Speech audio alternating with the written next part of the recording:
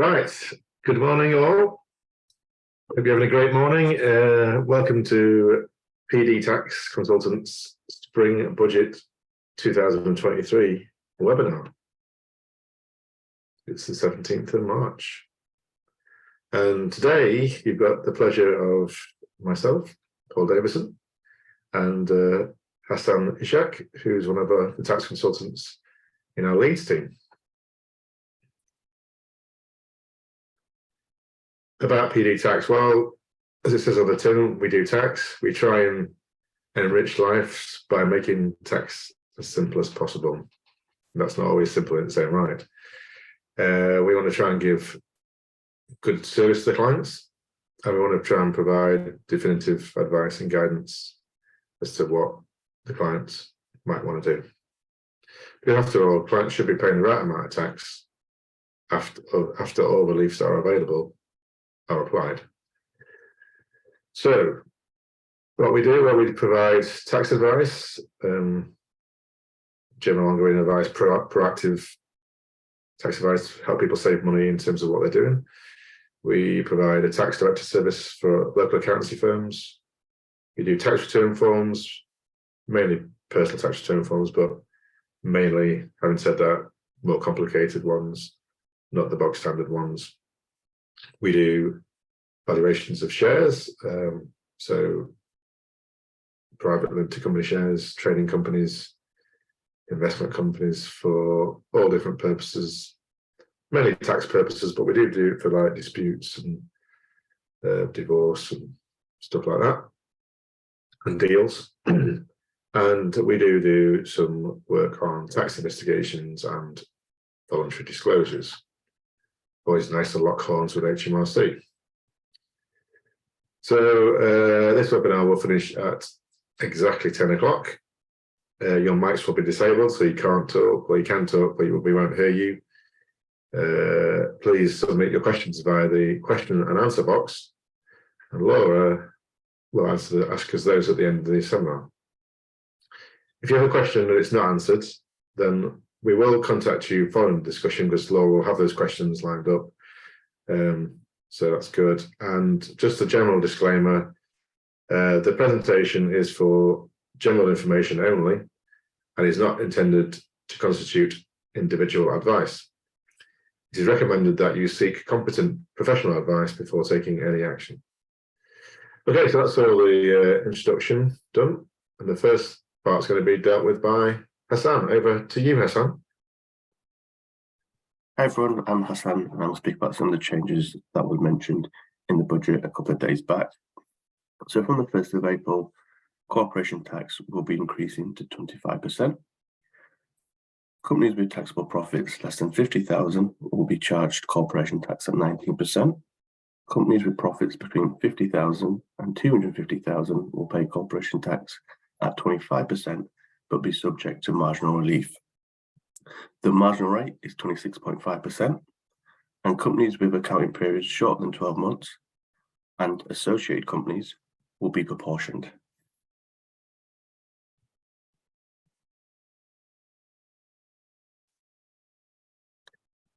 Another big change that was brought up in the budget was pensions.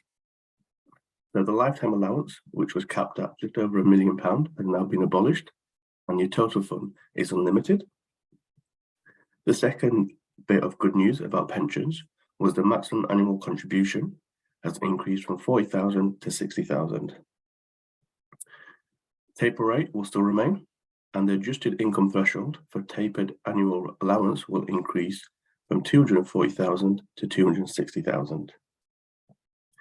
The money purchase annual allowance has risen from 4,000 to 10,000.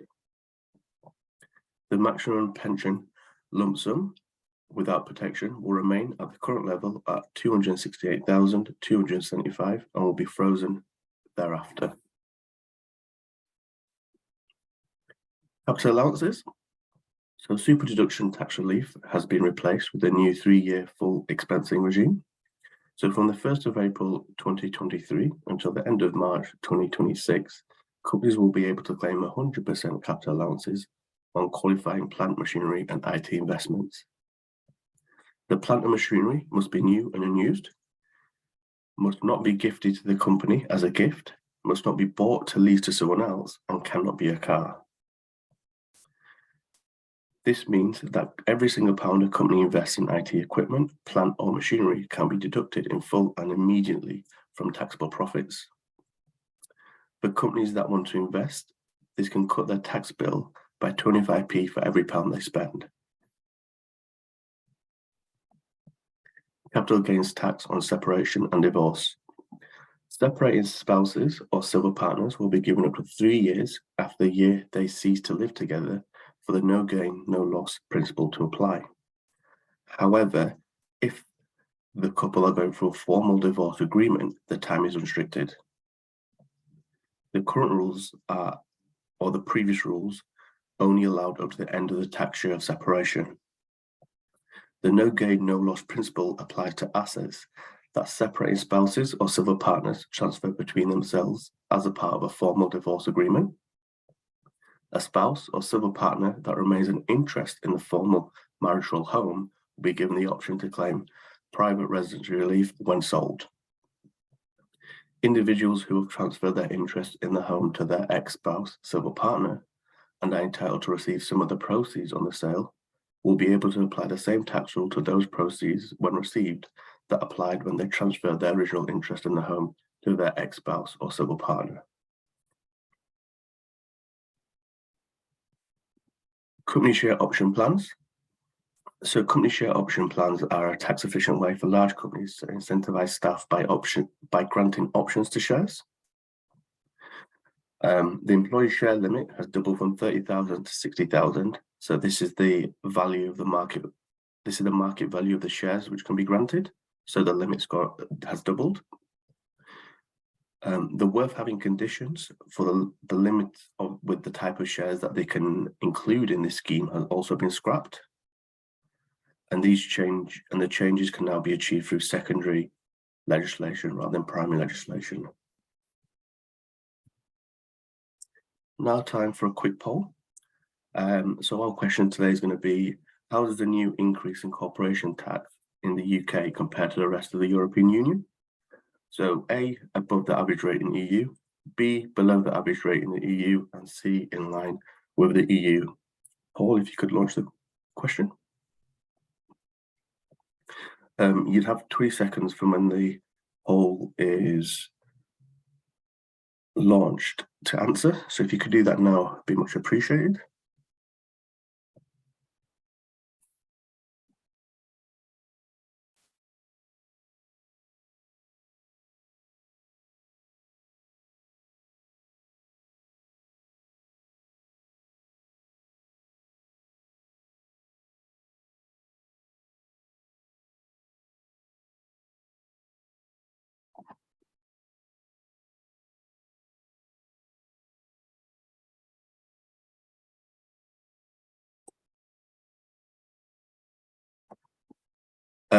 So it was a lot closer than I thought, actually.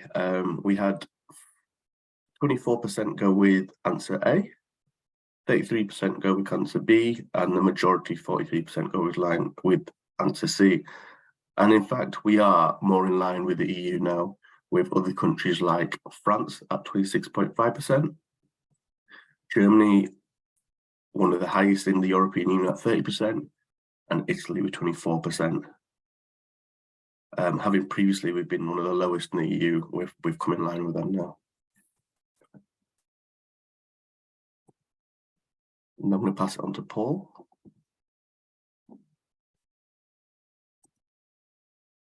Thanks, Hassan. Yeah, we're in line with the EU when it comes to corporation tax. That's a good thing, or maybe not. Anyway, enterprise management incentive changes from the 6th of April 2023. You'll be aware that the EMI scheme is a share option scheme which we can apply to help SMEs to incentivize their staff by providing them with equity through an option. It's always been a very useful tool since it came in about 20 years ago now. So the changes from the 6th of April are to remove the requirement to remove the requirement which outlines the restrictions that the shares will have once they're issued. That requirement to tell the option holder about the restrictions only came in a few years ago, but it decided now to scrap that. The second change is that they're removing the requirement for the company to declare that an employee has signed a working time declaration, but it does not remove the working time requirement itself. So I'm not quite sure how important that is. To be clear, the employee still has to meet the working time requirement, which is 25 hours a week or a percentage of the time. And of more interest probably is the third bullet point, which says from the 6th of April 2024, the government will extend the deadline for notifying an option from 92 days from the date of grant to the 6th of July following the end of the tax year. So that was always a tricky thing, to make sure you got your notification to HMRC within sort of 3 months of the option being granted. It's now based on the tax year in which you grant the option. You've got to do it before the 6th of July. And that sort of also falls into the dates on which you have to fill out the EMI annual return. That's also during the 6th of July. So that makes sense. Import duty. There's now duty advance valuation available to people who are importing goods. So from the 6th of April to 2023, a customer can apply for an advance valuation ruling for specified goods when they are imported into the UK in relation to import duty. In the past, clearance has been available on such goods, but only clearance in relation to the tariff category and the place of origin, but there wasn't an advance ruling available on the valuation of individual items, i.e. if you'd had an amount, how much of that amount would be allocated to a specific item. But now you can get clearance on that. And this allows us to sort of meet the requirements for the new trade agreements that we've been signing after we left the EU. Trust and estate changes. Not much change, but a little bit changed. From the 6th of April 2023, the £1,000 lower basic rate band for trust has been scrapped. So that wasn't actually tax-free. That was never tax-free band, it was always basic rate. So you pay, so for example, you'd pay 20% on income and interest, and then a low rate on dividends. But instead, what they're scrapping that from the 6th of April, and we're going to have a £500 tax-free band on trusts and estates, in the trust and the estate. But the beneficiaries of UK estates, it doesn't mention trusts, so I think it's just estates, will not pay tax on the £500, the first £500 that's distributed then from the estate. I think it's just to try and stop estates with a bit of interest and a bit of dividends here and there to sort of having to fill out returns. So it's more administrative rather than actually trying to help the taxpayer, really.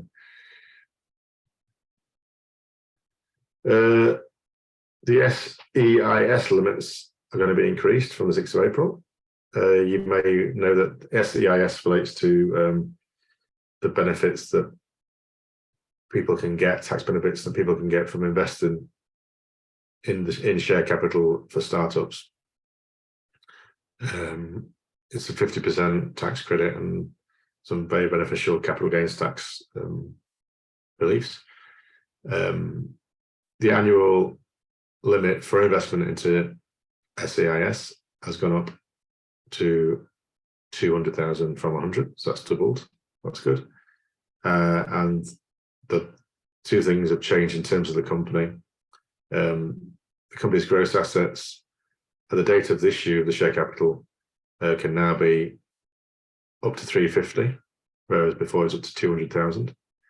And and the age limit of a company's trade can be 3 years now rather than 2 years. So you had to. So what that means is that you had to apply for the shares within the first 2 years of the company trading. You can now apply for it within 3 years of the company trading. So that's they're trying to make SEIS more valuable to people. So it is a good tax relief. R&D claim changes. This is one of the bigger areas of the budget. It wasn't much to talk about in the budget, to be fair. We're sort of trying to string this out a bit. But R&D, there was some changes. And start with some important admin changes. So a claim now has to be accompanied by a compulsory additional administration form. So you can't just put the number in the box on the return. You've got to fill out this form. And the additional information form will break down the costs across the qualifying categories, consumables, cost of sales, etc. Not cost of sales, wages. And you have to provide a description of the R&D as well. So as a firm, we've actually always done those types of calculations and attached them to the return. But now they are compulsory in terms of making a claim. So that's a change. And probably one of the biggest things is the third point, which is that now companies will need to inform HMRC in advance if they plan to make a claim.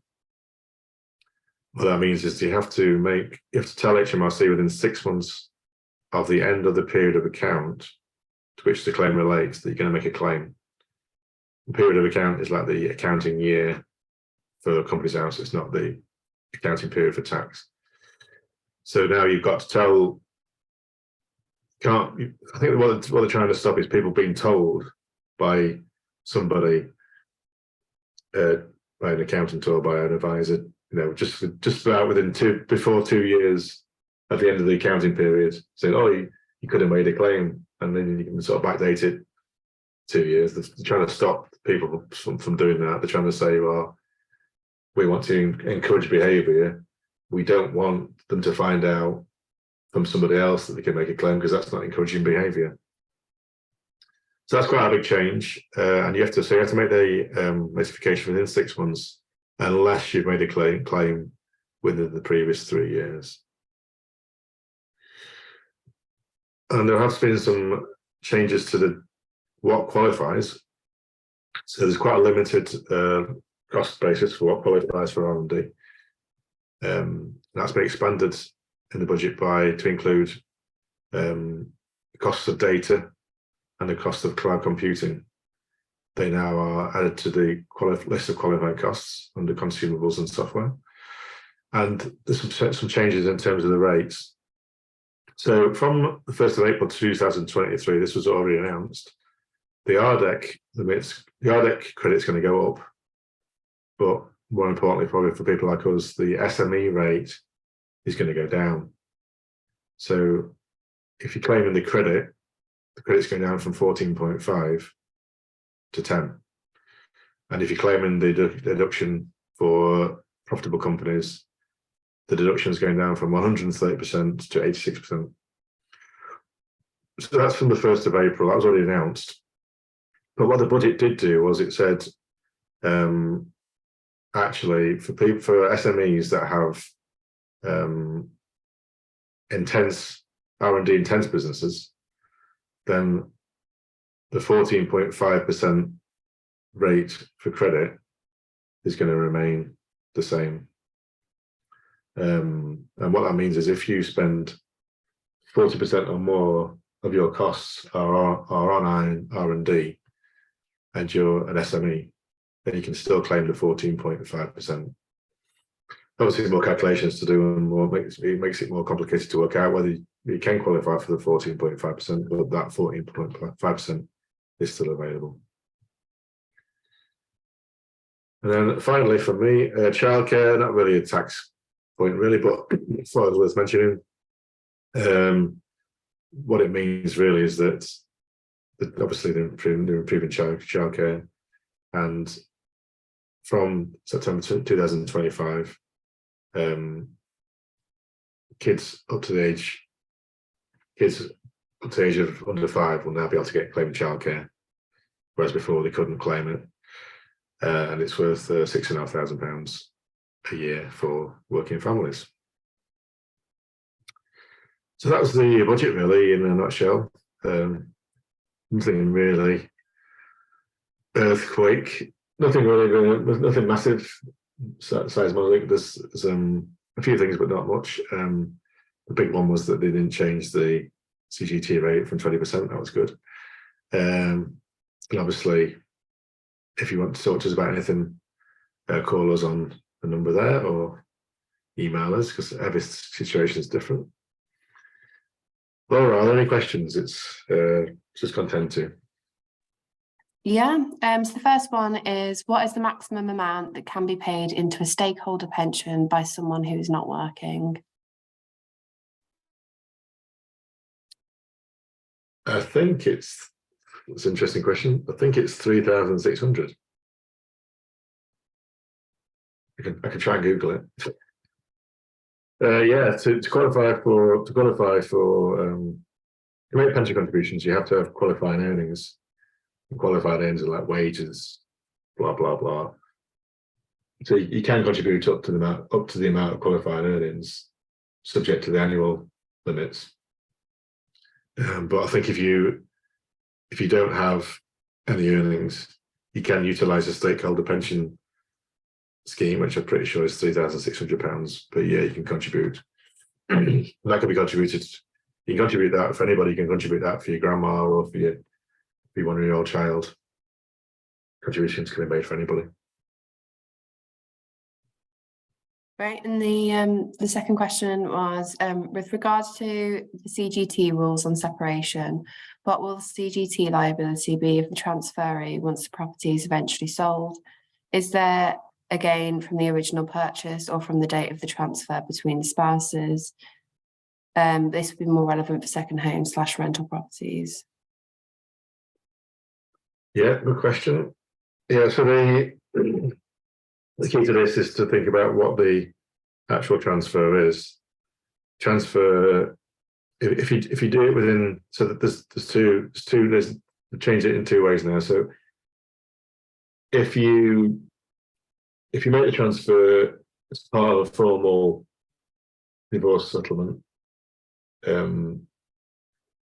full stop. At any point following the divorce, following the separation, you can transfer the asset on a no gain, no loss basis. And if it's not part of a formal divorce, you can make it within the 3 years following the separation. But yeah, the answer to the question is that it's on a no gain, no loss basis. So if you transfer from husband to wife or wife to husband, then what you're doing is you are transferring that person's base cost to the acquiree. So the person who acquires the half share of the property acquires the other person's base costs, i.e. the price paid for the property when that person bought it, not the value on the date of the transfer. That makes sense. But you're right, it should only apply to investment properties and not the principal private residence, because that's relieved by something else. I think that's all of the questions. Great. Okay. Well, thanks very much, everybody. Hope you've learnt one thing today. We're finishing a bit early today, so as I say, the budget wasn't all that extensive. There's a few things to think about, and yeah, if you want to speak to us about anything, please let us know, and we can chat through things as and when. Okay, thanks very much. Bye.